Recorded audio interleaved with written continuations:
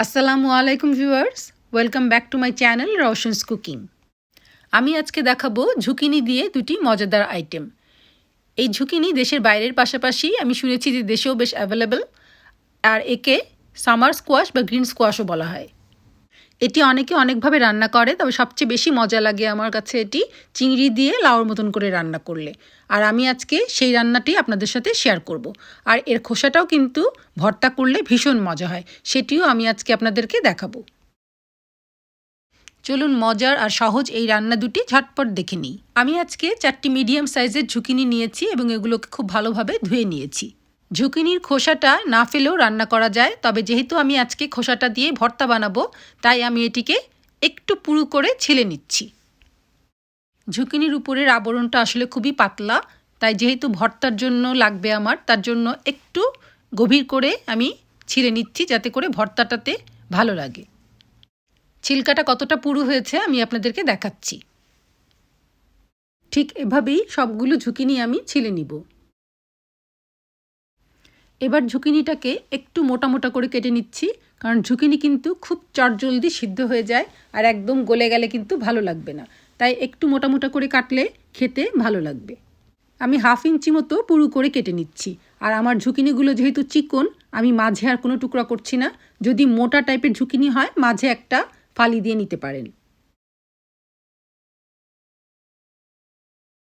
প্রথমেই চলুন ছিলকা ভর্তাটা দেখে নিই। আমার এখানে 4টি মাঝারি সাইজের ঝুকিনির ছিলকা আছে এবং ছিলকাগুলো একটু ভারী করে ছিলে নেয়া। ভর্তাটা করব আমি আজকে চিংড়ি মাছ দিয়ে, তার জন্য আমি নিয়েছি 10-12টি চিংড়ি, 5 কোয়া রসুন, 1 কাপ পেঁয়াজ কুচি, 4-5টি কাঁচামরিচ এবং আধা কাপ ধনেপাতা। ঝালটা আপনারা আপনাদের পছন্দ মতো বাড়িয়ে দিতে পারেন। এই উপকরণগুলোকে আমার এখন ভেজে নিতে হবে, তার জন্য আমি প্যানে নিয়ে নিচ্ছি 2 টেবিল চামচের মতন তেল। তেলটা গরম হয়ে আসলে এতে আমি দিয়ে দিচ্ছি পেঁয়াজ কুচিগুলো এবং রসুনের কোয়াগুলো। পেঁয়াজ আর রসুনটা আমি কিছুক্ষণ ভেজে নিব। একটু নরম হয়ে আসলে এতে আমি দিয়ে দিব চিংড়ি মাছগুলো এবং কাঁচামরিচগুলো।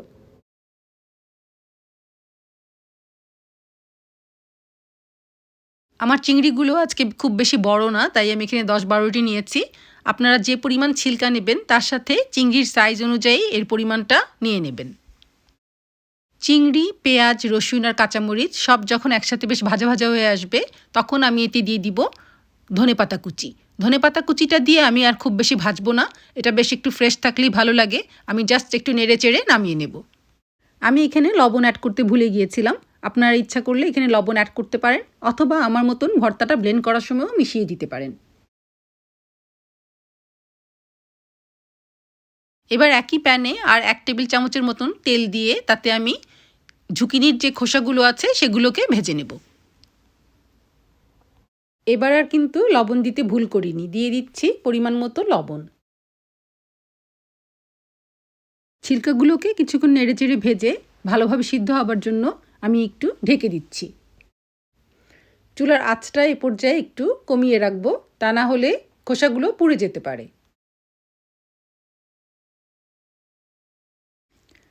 4-5 মিনিট রান্নার পরে ঝুকিনির ছিলকাগুলো যখন নরম হয়ে আসবে বা সিদ্ধ হয়ে আসবে, তখন এগুলোকে নামিয়ে নিতে হবে। আমার ভর্তার কাজ মোটামুটি শেষ। এখন শুধু একটা কাজ বাকি, সেটা হচ্ছে ব্লেন্ড করা।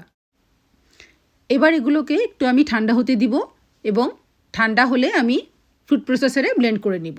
এই ফাঁকে চলুন ঝুকিনিটা রান্না করে নিই। আমি আগেই দেখিয়েছিলাম আমার এখানে 4টি মিডিয়াম সাইজের ঝুকিনি আছে এবং এগুলোকে আমি আধা ইঞ্চি পরিমাণ পুরু করে কেটে নিয়েছি। আর আছে এখানে একটু বড় সাইজের 20টি চিংড়ি। চিংড়িগুলোকে পরিষ্কার করে নিয়েছি এবং ধুয়ে নিয়েছি। আমি চিংড়ির লেজ এবং খোসাসহ নিয়েছি, আপনারা এটা বাদ দিতে পারেন। আমি খোসাসহ নিয়েছি কারণ খোসাটা সহ রান্না করলে চিংড়িটা বেশ একটু লাল রং ধারণ করে এবং সবুজ ঝুকিনিতে লাল রঙের চিংড়িটা দেখতে কিন্তু বেশ ভালো লাগে। ঝুকিনি দিয়ে চিংড়ি রান্নার জন্য আমি প্যানে তেল দিলাম 1/3 কাপ। তেলটা গরম হয়ে আসলে এতে আমি দিয়ে দিচ্ছি 1 কাপ পেঁয়াজ কুচি।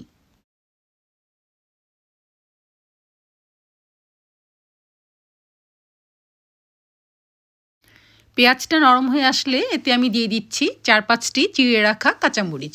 এই রান্নাটি কিন্তু আমি লাল মরিচ বা গুঁড়া মরিচ দিয়ে রান্না করছি না, আর এই কারণেই আমি কাঁচামরিচটা চিড়ে দিচ্ছি যাতে ঝালটা বের হয়। কাঁচামরিচটা চিড়ে তেলে দিয়ে ভাজলে বেশ সুন্দর একটা গন্ধ বের হবে, আর কাঁচামরিচের রান্না কিন্তু খেতে ভীষণ মজা হয়। এবার এতে দিয়ে দিচ্ছি আধা চা চামচের থেকে একটু বেশি হলুদ গুঁড়া, আধা চা চামচ দিলেও চলবে।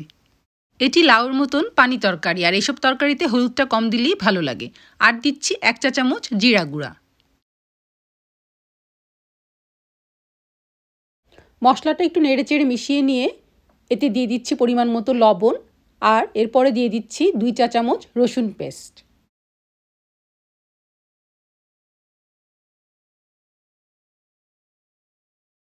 মশলাগুলোকে আমি মিডিয়াম আঁচে এবার ভেজে নিচ্ছি 1 মিনিটের মতন। এই পর্যায়ে আপনার ইচ্ছা করলে সামান্য পানি অ্যাড করতে পারেন যদি মনে করেন যে মশলাটা পুড়ে যাবার ভয় আছে। আমি আর কোনো পানি দিলাম না। আমি মশলাটা ভালো করে একটু ভাজা ভাজা হয়ে আসলে আমি এতে দিয়ে দিব চিংড়িটা। চিংড়ি মাছটা এমনই একটা মাছ যে কোনো রান্নার স্বাদ বাড়িয়ে দিতে এর কোনো জুড়ি নেই। আর আমার বাসায় চিংড়িটা সবাই খুবই পছন্দ করে, আর তাই দুটো রান্নাতেই আমি আজকে চিংড়ি মাছটা ব্যবহার করছি। চিংড়িটা এখন আমি খুব বেশিক্ষণ আর রান্না করব না, 2 মিনিটের মতন কষানো হলেই আমি এতে ঝুঁকিনিগুলো দিয়ে দিব, কারণ ঝুঁকিনির সাথেও কিন্তু চিংড়িটা রান্না হবে। চিংড়ির রঙটা চেঞ্জ হয়ে গিয়েছে, তার মানে আমার চিংড়িটা কষানো হয়ে গিয়েছে।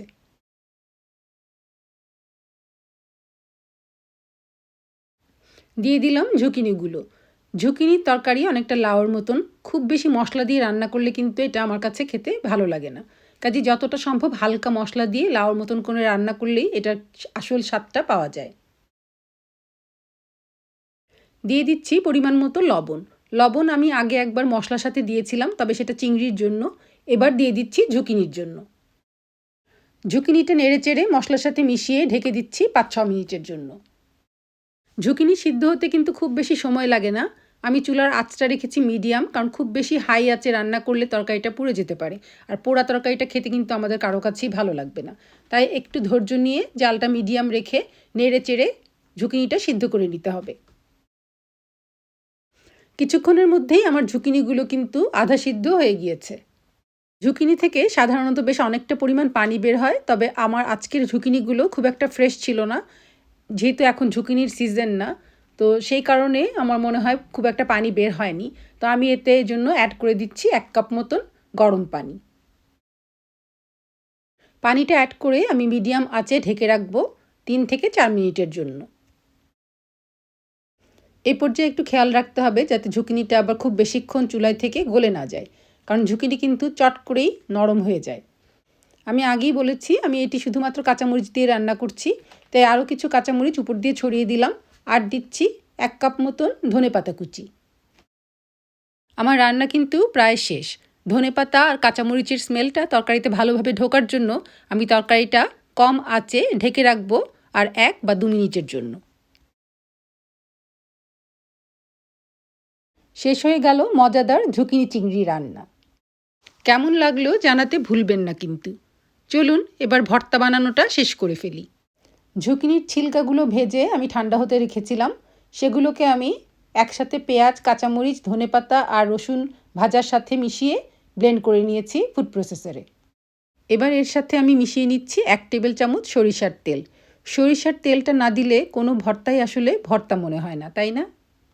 একটা চামচ দিয়ে আমি ভর্তার মধ্যে তেলটা ভালোভাবে মিশিয়ে নিচ্ছি। এই ভর্তাটা আপনারা করে আমাকে জানাবেন যে কেমন লাগলো, কারণ আমার কাছে মনে হচ্ছে এর স্বাদ অসাধারণ। এই ভর্তাটা দিয়ে কিন্তু 1 প্লেট ভাত খেয়ে ফেলা যায় অনায়াসে। আমার আজকের এই রেসিপি দুটো যদি আপনাদের ভালো লেগে থাকে তাহলে ভিডিওটিতে একটি লাইক দেওয়ার অনুরোধ রইল, এবং আপনাদের ফ্রেন্ডস এবং ফ্যামিলির সাথে শেয়ার করার অনুরোধ রইল। আবারও কথা হবে নতুন কোনো রেসিপি নিয়ে। সে পর্যন্ত সবাই ভালো থাকবেন, নিরাপদ থাকবেন। আল্লাহ হাফেজ।